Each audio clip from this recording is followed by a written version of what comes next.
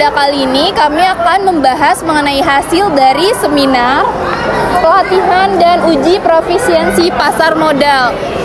Sebelum masuk ke materi, perkenalkan nama saya Risa Septiani dengan NIM 64241500. Dengan saya Safira Nurhaliza dengan NIM 64240021. Perkenalkan, nama saya Kristiani Stopu dengan NIM 64240936. Dan saya Siti Emma Putri dengan NIM 64240056. Sampai bertemu di video kami. Dah. Pernah gak sih kamu kepikiran bagaimana caranya supaya uang yang kita miliki bisa bekerja untuk kita setiap hari? Jadi nggak cuma numpuk, tapi juga bisa jadi semakin banyak. Iya, aku juga. Nah, disinilah pasar modal berperan. Tempat di mana kita bisa belajar investasi dan bikin uang kita bekerja buat kita. Tapi pasar modal itu apa sih? Dan bagaimana cara mulai investasinya dengan budget kita yang gak banyak? Tenang, di video ini kita akan menjelaskan semuanya, terutama untuk kamu yang ingin mulai berinvestasi tapi hanya memiliki budget yang sedikit seperti kita. Sip, yuk kita mulai! Pasar modal itu apa ya? Nah, jadi pasar modal itu adalah kegiatan yang bersangkutan dengan penawaran umum dan perdagangan efek. Perusahaan publik yang berkaitan dengan efek yang diterbitkannya, serta lembaga dan profesi yang berkaitan dengan efek sebagaimana dimaksud dalam undang-undang mengenai pasar modal. Nah, pasar modal yang sudah kita bahas tadi itu sebenarnya adalah sebuah ekosistem besar yang juga punya pusatnya, yaitu bursa efek. Bayangkan, bursa efek seperti pasar modern di mana berbagai instrumen keuangan diperdagangkan, dan disinilah kamu bisa memulai berinvestasi secara langsung. Lalu, apa sih sebenarnya investasi itu? Investasi adalah penanaman modal, biasanya dalam jangka panjang untuk mengandalkan aktiva lengkap atau pembelian saham-saham dan surat berharga lainnya untuk memperoleh keuntungan. Nah, untuk instrumen investasinya sendiri juga ada banyak loh guys. Dikutip dalam media keuangan, Kementerian Keuangan merekomendasikan beberapa jenis instrumen investasi yang cocok bagi generasi muda seperti kita. Yang pertama, yaitu logam mulia atau emas. Logam mulia atau emas adalah bentuk investasi yang paling mudah yang bisa kamu pilih dan cocok untuk kamu yang menginginkan nilai intrinsik yang jelas serta memiliki resiko yang lumayan rendah. Nilainya cenderung stabil dan terus mengalami kenaikan setiap tahunnya, terutama pada beberapa bulan terakhir yang nilainya mengalami penguatan yang cukup tinggi. Nah, yang kedua yaitu deposito. Apa sih deposito itu?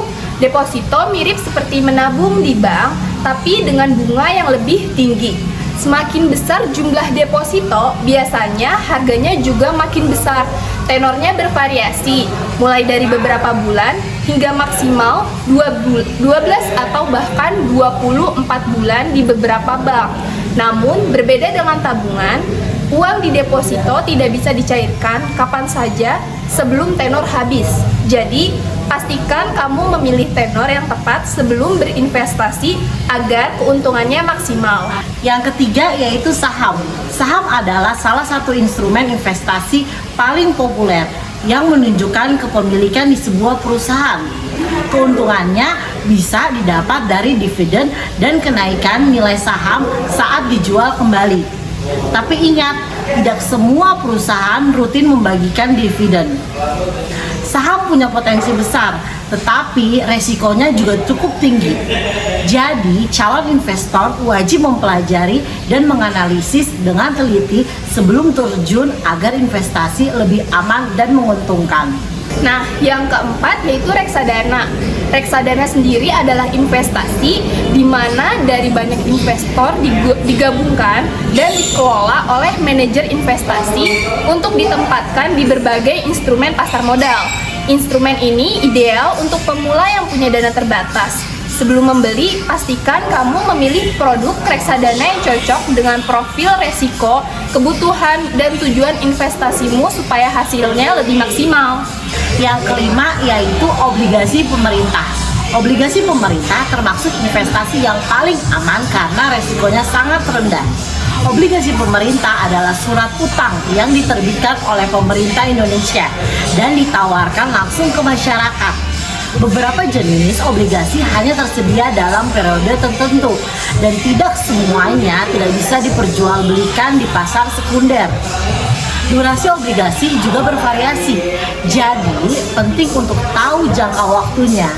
Ada berbagai jenis obligasi pemerintah, seperti obligasi negara retail Indonesia atau ORI, ada juga suku retail atau SR, ada juga suku tabungan atau ST, dan saving bond retail atau SBR. Pilih yang sesuai dengan kebutuhan dan dana kamu. Karena waktu penawarannya terbatas, maka jangan sampai kamu terlewat info penting untuk memanfaatkan peluang investasi ini. Tapi perlu diingat ya bahwa setiap jenis investasi itu punya karakteristik dan resiko yang berbeda. Jadi sangat penting untuk memilih yang sesuai dengan penghasilan, tujuan keuangan, serta toleransi resiko kamu. Investasi yang tepat bukan hanya soal potensi keuntungan, tapi juga bagaimana kamu bisa nyaman menjalani prosesnya tanpa tekanan. Kenali kebutuhan dan kondisi finansialmu agar pilihan investasimu benar-benar mendukung masa depan yang kamu inginkan. Jadi gimana? Kamu tertarik nggak untuk berinvestasi? Kalau aku sih tertarik, tapi budget aku terbatas. Jadi pengen investasi yang resikonya kecil, tapi tetap bisa buat tabungan masa depan. Iya, aku juga mikir begitu. Cari yang aman dan cocok buat pemula dengan dana yang nggak terlalu besar. Kalau gitu, investasi yang cocok buat kamu reksadana pasar uang, obligasi pemerintah, atau deposito. Perbedaan ketiga jenis itu apa sih? Kalau gitu, simak video ini ya, karena kali ini kita akan bahas apa aja sih kelebihan dan kekurangan dari ketiga jenis investasi tersebut dan investasi apa yang cocok buat kamu. Yang pertama, yaitu reksadana. Kelebihannya adalah yang satu, modal minimum sekali bisa dari 10.000. Yang kedua, dikelola manajer profesional, tidak perlu analisis yang rumit. Yang ketiga, diverifikasi otomatis atau resiko terbesar meski modal kecil. Yang keempat, likuiditas cukup baik, pencairan relatif lebih cepat. Sementara kekurangannya adalah satu, tidak dijamin LPS atau nilai investasi bisa turun. Kedua, ada biaya pengelolaan atau mengurangi return. Yang ketiga, return tidak pasti atau fluktuatif. Reksadana cocok untuk kamu yang memiliki budget yang terbatas, tidak ingin resiko yang tinggi, dan tidak mau pusing untuk memilih instrumen satu persatu. Yang kedua adalah obligasi pemerintah. Kelebihannya adalah yang pertama, pendapatan tetap, bunga atau kupon tetap dan predictable. Yang kedua, risiko relatif rendah atau terutama obligasi pemerintah. Lalu kekurangannya adalah yang pertama, modal awal besar, minimal besarnya sebesar 1-5 juta rupiah. Yang kedua, likuiditas terbatas, sulit dijual, cepat di pasar sekunder. Dan yang terakhir, risiko harga, bisa rugi jika dijual sebelum jatuh tempo. Obligasi cocok untuk kamu yang memiliki budget yang lebih besar, ingin bunga yang lebih tinggi, tapi aman karena dijamin oleh pemerintah. Nah, yang terakhir ada deposito. Apa sih kelebihannya deposito? Kelebihannya itu yang pertama dijamin oleh LPS. Jadi sangat aman sampai dengan besarnya itu 2 miliar rupiah. Kemudian yang kedua, bunga tetap dan jelas, diketahui dari awal. Yang ketiga, modal terjangkau bisa dari 1 juta. Sementara kekurangannya itu adalah return rendah, jadi sering hanya sedikit di atas inflasi. Kemudian yang kedua, likuiditas rendah, dana terkunci, kena penalti jika cair lebih awal. Kemudian yang ketiga, minim pertumbuhan modal, jadi hanya mengandalkan bunga.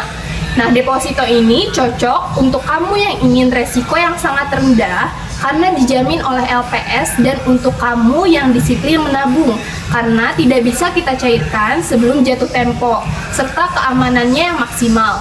Jadi untuk pemula dengan budget terbatas, reksadana adalah pilihan terbaik untuk memulai investasi secara rutin. Nah, gimana? Kira-kira apa yang paling cocok buat kamu? Kalau kamu udah pilih, ayo bermulai berinvestasi dari sekarang agar masa depanmu lebih terjamin dan hidup di masa tua yang bisa lebih nyaman tanpa kekhawatiran. Ingat, berinvestasilah sesuai dengan kebutuhan dan kemampuan finansial kamu agar perjalanan investasi berjalan lancar dan sesuai tujuan. Saatnya ambil langkah cerdas demi masa depan yang lebih baik. Sekian penjelasan hasil seminar dari kami, semoga dapat memberikan manfaat kepada kalian yang ingin mulai berinvestasi. Jadi, ayo mulai berinvestasi!